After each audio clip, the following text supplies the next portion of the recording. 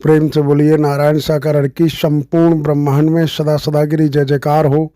साकार जगत जननी महामातेश्वरी की संपूर्ण ब्रह्मांड में सदा सदा के लिए जय जयकार हो। सर्वप्रथम नारायण साकार हरि परमात्मा जी, साकार जगत जननी महामातेश्वरी जी, आपके श्री चरणों में मुझ आत्मा का बारंबार कोटि कोटि नमन स्वीकार हो। देवियों महापुरुषों, आज जिक्र करने वाले हैं हम कलयुग के विषय में। कलयुग का समय चल रहा है और कलयुग का अंत नज़दीक है। समय काल परिस्थितियों के आधार पर कभी सतयुग आया, सतयुग का भी समय गया, फिर त्रेता आया, त्रेता का भी समय गया, फिर द्वापर आया और द्वापर का भी समय गया, कलयुग आ गया और कलयुग का भी समय अब करीब है। क्योंकि कई एक लेख के द्वारा भी इशारा होता है कि कलयुग का जब समय आया तो उसने सत्य धर्म पर धावा बोल दिया। उस समय राजा परीक्षित थे, परीक्षित ने उसकी धर्म की मदद के लिए कदम बढ़ाया तो कलयुग ने अपना माया जाल फैला करके उनके साथ बहुत ही ज़्यादा बदसलूकी वाला व्यवहार किया। लंबी कहानी है, हम शॉर्ट में यही कहना चाहेंगे कि सत्य धर्म की खातिर राजा परीक्षित ने अपना बलिदान कर दिया और जब उनका बलिदान हुआ तो उनका बलिदान बेकार नहीं गया, निरर्थक नहीं गया। उस समय कलयुग ने दिशा निर्देश दिया था कि कलयुग में, हमारे युग में, हमारे समय में जीव को घर परिवार छोड़ने की, बेटी बेटा नाती पोते भाई बहनों को छोड़ने त्याग करने की ज़रूरत नहीं। परिवार में रहते हुए पारिवारिक जिम्मेदारियों को निभाते हुए भक्ति करने का अवसर अच्छा मौका मिलेगा।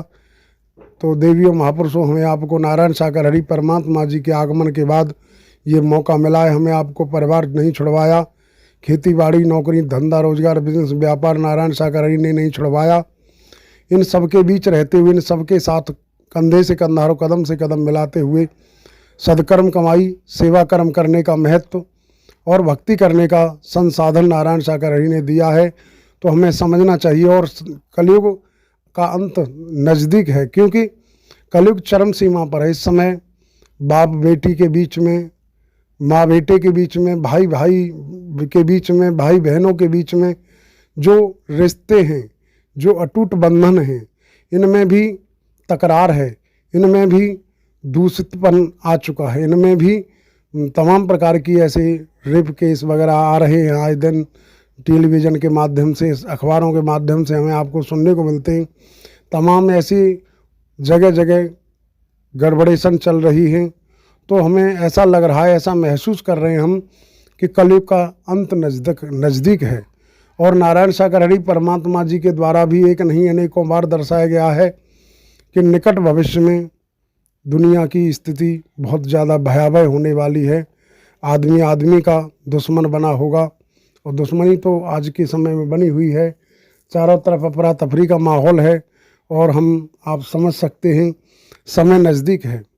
कभी भी किसी भी वक्त हमारे साथ कुछ भी हो सकता है, क्योंकि जिस तरह से तमाम घटनाएं दुर्घटनाएं हो रही हैं, घटनाओं दुर्घटनाओं का जो सिलसिला है बहुत ही गड़बड़ तरीके से चल रहा है। कलयुग का अंत नज़दीक है, सतयुग आने वाला है। मानव धर्म सद्धर्म की स्थापना के लिए परम सत्ता परमात्मा नारायण साकार हरि का आगमन हुआ है। तो हमें आपको समझना है कि समय नज़दीक है। नारायण साकार हरि परमात्मा जी दर्शाते हैं कि पड़ा रहेगा माल खजाना, छोड़ त्रिया सुत जाना है, कर ले बंदे सत्य का साथ अभी से नहीं तो पछताना है, खाए खाए के देह बढ़ाई इसको बेगन में जलाना है, कर ले बंदे सत्य का साथ अभी से नहीं तो फिर पछताना है। आज मौका है, वक्त है, समय है, गोल्डन चांस, सुनहरा अवसर हमें मिला है। अमरावती खा के तो हम भी नहीं आए, जब समय आएगा तो हमें भी संसार छोड़ के, देह छोड़कर संसार से जाना होगा।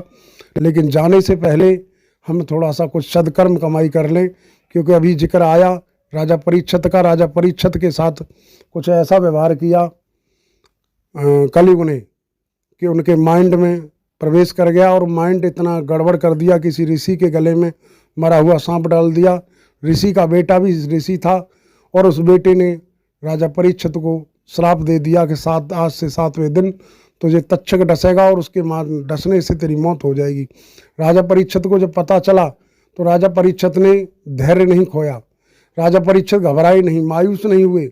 उन्होंने अपने इन 7 दिनों के लिए मदद की गुहार लगाई तो उन ऋषि जिनके गले में सांप डाला था उन्हीं ने ही उनका मार्गदर्शन किया। उन्होंने कहा कि संत सुखदेव जी महाराज गंगा तट पर सत्संग कर रहे हैं, वहाँ चले जाओ और वहाँ जा कर के संत भक्तों की सेवा करना। तो देवियों महापुरुषों, नारायण सागर हरि परमात्मा जी ने भी दर्शाया कि उन्होंने 7 दिनों में वो कर्म कमाई की कि जो पूरी जीवन में नहीं कर पाए। 7 दिनों में उन्होंने इतना सदकर्म कमाई की कि उनकी आत्मा को मोक्ष मिल गया, उनकी आत्मा का उद्धार हो गया।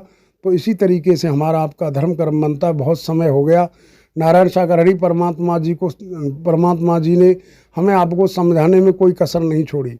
हर एंगल से, हर नज़दीकी से हमें समझाया। गांव देहात की भाषा में, नॉर्मल भाषा में हमें आपको समझाया है, सिखाया है। तो हमारा आपका धर्म कर्म बनता है। भले ही आज दर्शन नहीं हो रहा है, लेकिन फिर भी हमारा विचार बनना चाहिए कि हम नारायण सागर हरि परमात्मा जी का वचन मानें, अपने से बड़ों का सम्मान करें और सेवा कर्म में जुट जाएं, कंधे से कंधा, कदम से कदम मिला के चलें। क्योंकि कभी भी किसी भी वक्त हमारे साथ कुछ भी हो सकता है, क्योंकि हम ऐसी स्थिति में हैं, ऐसे भयानक समय में हैं। तो इस भयानक समय में हमें किसी प्रकार की समस्या आती है तो उससे भयभीत नहीं होना है, मायूस नहीं होना है। क्योंकि नारायण सागर हरि परमात्मा जी के द्वारा इशारा किया गया कि डुबा दे जहाज़ों को उसे तूफान कहते हैं, जो तूफानों से टक्कर ले उसे इंसान कहते हैं, लगा दें पार नैया को इन्हें नारायण सागर हरि परमात्मा कहते हैं।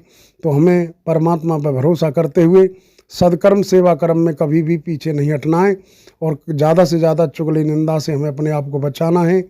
मैं मेरी अहंकार से बचाना है। अड़ोस पड़ोस में कौन किस तरीके का व्यवहार हमारे साथ करता है, किस तरीके की सोच रखता है, इससे हमारा कोई सरोकार नहीं। लेकिन हमें ज़्यादा से ज़्यादा प्रेम व्यवहार करना है, बड़े से अपने से बड़ों का सम्मान करना है और दीन दुखियों की सेवा में हर वक्त कदम आगे बढ़ा करके चलना है।